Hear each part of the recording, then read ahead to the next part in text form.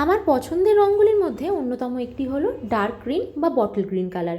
তো আজকে সেই রঙেরই একটা শাড়ির সাথে ম্যাচ করে এই মেকআপ লুকটা আমি শেয়ার করছি, দেখে জানিও কেমন হয়েছে। তো ক্লিনজিং, টোনিং, ময়শ্চারাইজিং করার পর সবার প্রথমে আমি এখানে ব্যবহার করছি প্রাইমার। প্রাইমার আমাদের পোর্সকে ব্লার করে মেকআপকে লং লাস্টিং রাখতে সাহায্য করে। আজকে আমি একটা মিডিয়াম কাভারেজ ফাউন্ডেশন ইউজ করব। তো আমার অ্যাকনে স্কারগুলো যাতে ফাউন্ডেশনের ওপর দিয়ে ভিজিবল না হয়, তাই সেটাকে হাইড করার জন্য খুব হালকাভাবে আমি এখানে অরেঞ্জ কারেক্টার ইউজ করছি। এরপর অরেঞ্জ কালারটা নিউট্রালাইজ করার জন্য আমি এখানে স্কিন টোনের সাথে ম্যাচ করে একটা কনসিলার ইউজ করছি ভীষণই অল্প পরিমাণে। তারপর সেটা হালকা হাতে ব্লেন্ড করে নেবো।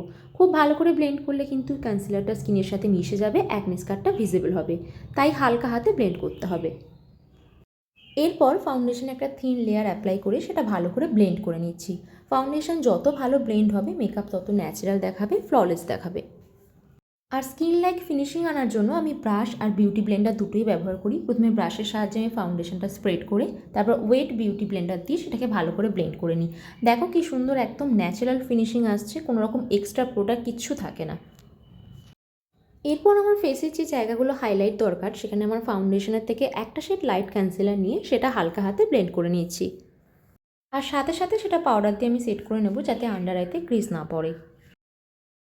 তো ফাউন্ডেশন, কনসিলার এইসব ইউজ করার পর কী হয়, ফেসটা বড্ড ফ্ল্যাট দেখায়। দেখো ফেসটা কেমন একটা সাদা ফ্যাক ফ্যাক করছে। তো ফেসে একটা শ্যাডো আনার জন্য আজকে আমি ল্যাকমির ফেস প্যালেট ইউজ করছি। এখান থেকে প্রথমে আমি কন্ট্রোল করে নেবো। অ্যাকচুয়ালি ঠিক কন্ট্রোল শেড নয়, ব্রঞ্জিং শেড। তো যাই হোক, কন্ট্রোল ব্রঞ্জিং দুটোই আমি ওই একটা শেড দিয়েই করে নেবো। তারপরে সেম প্যালেট থেকে আমি ব্লাশ অ্যাপ্লাই করে নেবো। এরপর কম্প্যাক্ট দিয়ে আমি ওভারঅল ফেসটা সেট করে নিচ্ছি। মেকআপে আমার ফেভারিট প্রোডাক্ট হলো ব্লাশ। যতই অ্যাপ্লাই করি ততই কম মনে হয়। তো আমি গ্লোই চিক্সের জন্য এখানে আরও একটা ব্লাশ অ্যাপ্লাই করছি যেটা হাইলাইট, ব্লাশ আর দুটোরই কাজ করে। বেস মেকআপ তো আমার প্রায় কমপ্লিট। এবার যাবো আই মেকআপে। তো তার আগে লুজ পাউডার দিয়ে একটু আন্ডার আইটা সেট করে নিচ্ছি। আর ফেসটা আরও বেশি শার্প দেখানোর জন্য আমি চিকবোনের নিচেও একটু পাউডার অ্যাপ্লাই করে নিচ্ছি। এবার নোজ কন্ট্রোল করে আমি আমার আইব্রো ড্র করে চলে যাব আই মেকআপে।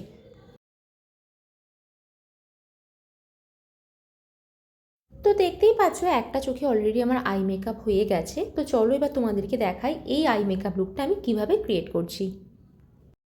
সবার প্রথমে আইলিডে একটা কনসিলার অ্যাপ্লাই করে সেটা হালকা হাতে ব্লেন্ড করে নিতে হবে। তারপর সেটা পাউডার দিয়ে সেট করে নিতে হবে। মনে রাখবে যখনই কনসিলার অ্যাপ্লাই করবে সেটা আন্ডার আই হোক কিংবা আইলিড, খুব হালকা হাতে সেটা ব্লেন্ড করতে হবে, কারণ খুব প্রেশার দিয়ে ব্লেন্ড করলে কি হয়, অনেক সময় কনসিলার উঠে আসে। এরপর একটা ব্ল্যাক জেল লাইনার দিয়ে আমি আইশ্যাডো বেস তৈরি করে নিচ্ছি, যেটা খুব সফটলি ব্লেন্ড করতে করতে আমি ওপর দিকে নিয়ে যাব। এরপর যে কোনো ব্রাউন আইশ্যাডো বা ব্রাউন কন্ট্রোল শেড নিয়ে আমি ওই ব্ল্যাকের হার্শ লাইনের সাথে, মানে ব্ল্যাক লাইনারটা যেখানে আমি শেষ করেছি সেটার সাথে ভালো করে ব্লেন্ড করে নেব। দেন ওই ব্ল্যাক বেসের ওপর একটা গ্রিন শ্যাডো অ্যাপ্লাই করব। অ্যাকচুয়ালি যখনই ব্ল্যাকের ওপর কোনো শ্যাডো অ্যাপ্লাই করা হয় সেটা অনেক বেশি ডার্ক দেখায়। তো এরপর গ্রিন শ্যাডোর যে হার্শ লাইন সেটা আমি ব্রাউনের সাথে ভালো করে ব্লেন্ড করে নিয়ে আইলিডের ঠিক মিডিলে একটা ডুওক্রোম শিমার অ্যাপ্লাই করব, যেটা গ্রিন আর সিলভার মিক্সড। আর শিমার অ্যাপ্লাইয়ের ক্ষেত্রে আমি অলওয়েজ সাজেস্ট করবো ফিঙ্গার, কারণ ফিঙ্গারের মতো ভালো ব্লেন্ডিং কিন্তু কোনো কিছুতে হয় না। এরপর আমার ইনার কর্নার আর ব্রো বোনটা একটু হাইলাইট করে নেবো এই সিলভার শেডটা দিয়ে।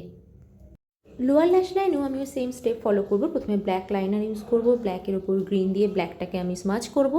দেন একটা ব্রাউন শ্যাডো দিয়ে আমি গ্রিনটাকে স্মাচ আউট করে নেবো। আই মেকআপটা দেখানোর সাথে সাথে তোমাদেরকে মুখেও আমি ভেঙে বলে দিলাম যাতে তোমাদের করতে সুবিধা হয়। আর এই ফুল আই মেকআপটা করার জন্য আমি দুটো প্যালেট ইউজ করেছি। একটা মার্সের ব্লুমিং বার্ডস আইশ্যাডো প্যালেট গ্রিনটা, আর একটা সুগারের প্যালেট। সুগারের প্যালেট থেকে শুধুমাত্র আমি গ্রিন শিমারটাই নিয়েছি।